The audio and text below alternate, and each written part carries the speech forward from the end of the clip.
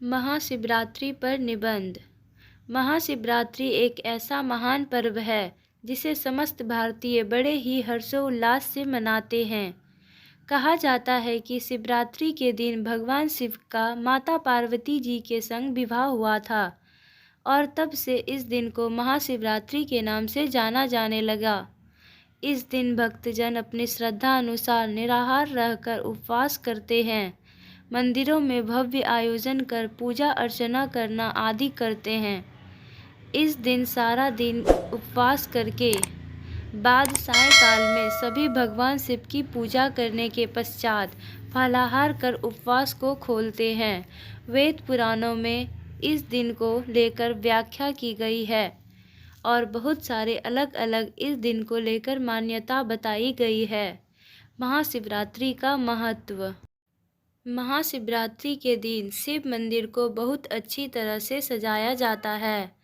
इस दिन मंदिरों में भक्तजन की लंबी लंबी लाइनें और भीड़ जमा होती है।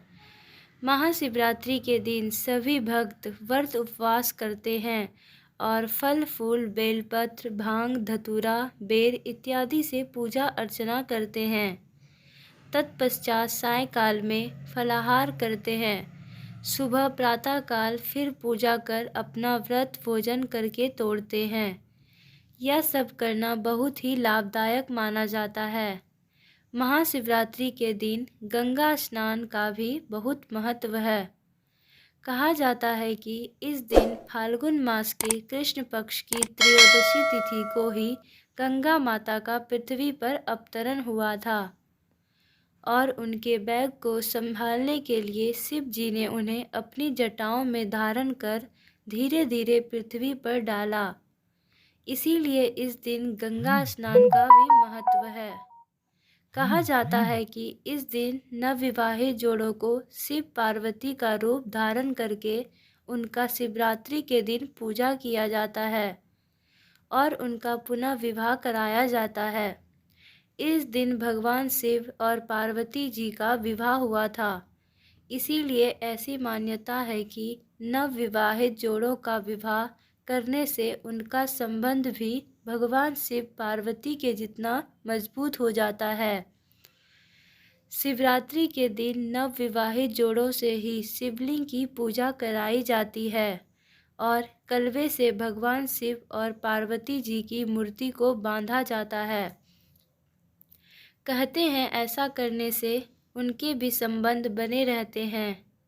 शिवरात्रि के दिन कई जगहों पर इस दिन मंदिरों में शिव विवाह की झांकियों का प्रबंध कर दिखाया जाता है और अंत में सभी को भोजन कराया जाता है। कहते हैं इस दिन सभी भगवान शिव के बाराती होते हैं।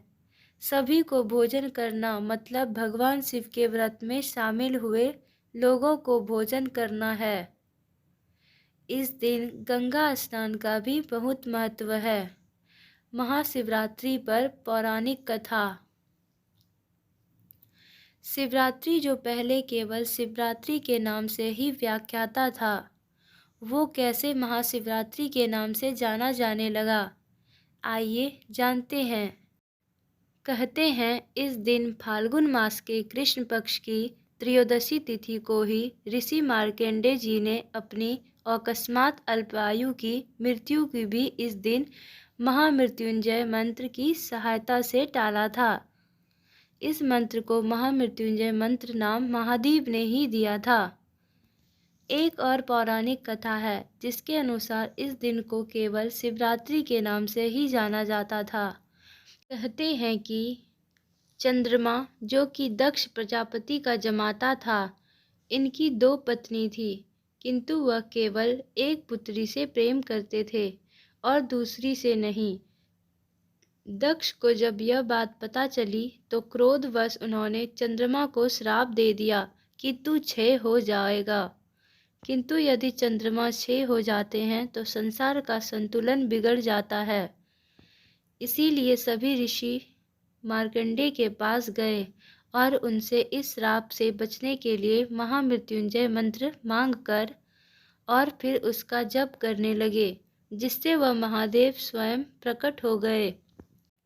दक्ष प्रजापति के दिए गए श्राप को तो नहीं हटाया, क्योंकि चंद्रमा ने गलती तो की थी, किंतु उस श्राप को कम जरूर किया। उन्होंने चंद्रमा को वरदान दिया कि वह 15 दिन क्षय होते जाएंगे और फिर 15 दिन बाद वह पुनः अपने आकार में आना शुरू कर देंगे। तभी से जब चंद्रमा पूरा क्षय हो जाता है तो उसे अमावस्या कहते हैं और फिर अपने पुनः स्वरूप में पूर्णिमा को आते हैं। इसी दिन शिव जी ने चंद्रमा को दक्ष प्रजापति के श्राप से बचाने के लिए अपने सर पर धारण किए थे। इस कारणवश भी शिवरात्रि का इतना महत्व है। कहते हैं कि महादेव भगवान एक बेल पत्र से ही प्रसन्न हो दौड़े चले आते हैं और अपने भक्तों के हर कष्ट को हर लेते हैं। शिवरात्रि का नाम महाशिवरात्रि कैसे पड़ा? पौराणिक कथाओं के अनुसार शिवरात्रि वाले दिन ही भगवान शिव और माता पार्वती के शुभ विवाह का मुहूर्त निकाला था और जिस दिन यह विवाह संपन्न हुआ उस दिन से भगवान शिव के सभी भक्तों ने इसे महाशिवरात्रि के नाम से पुकारना शुरू कर दिया। तब से इस दिन को माता पार्वती और भगवान शिव के विवाह वाले दिन के रूप में मनाया जाता है तथा जगह जगह पर इस दिन की झांकियां दिखाई जाती है।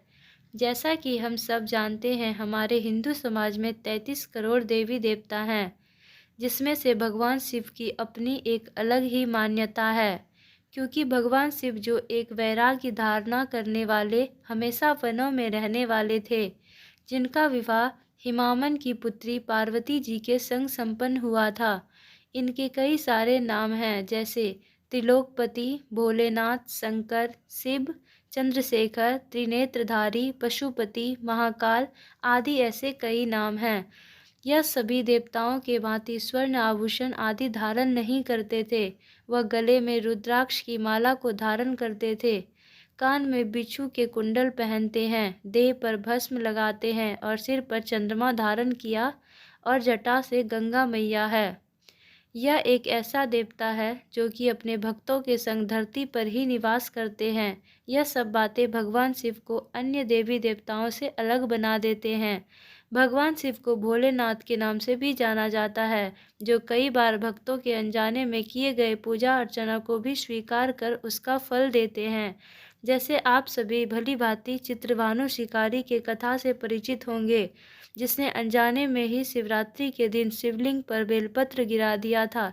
इस प्रकार उसकी पूजा अर्चना हो गई और मोक्ष की प्राप्ति हो गई। मृत्यु उपरांत जब वह यमलोक गया तो उसे शिवगणों ने शिव लोक भेज दिया था। कहते हैं जो कोई दया भाव से शिवरात्रि के दिन सच्चे मन से पूजा करते हैं उसे मोक्ष की प्राप्ति होती है। वैसे भी अनजाने में की गई पूजा शिव जी को पसंद आते हैं। यह त्यौहार समस्त भारतवासी बड़े ही हर्षोल्लास के साथ मनाते हैं। सभी लोग पूजा अर्चना सच्चे प्रेम भाव से करते हैं। इसीलिए हमें भी इस दिन दया भाव रखना चाहिए और हमेशा ही दूसरों की सहायता करनी चाहिए। इसीलिए जो मनुष्य सच्चे धर्म और पूरे विधि विधान से महाशिवरात्रि का त्यौहार मनाते हैं उसे स्वर्ग की प्राप्ति होती है। हर हर महादेव। थैंक यू दोस्तों। अगर ये वीडियो आपको अच्छी लगे तो प्लीज़ लाइक करें, शेयर करें, कमेंट करें और हमारे चैनल को सब्सक्राइब करें। Thanks for watching.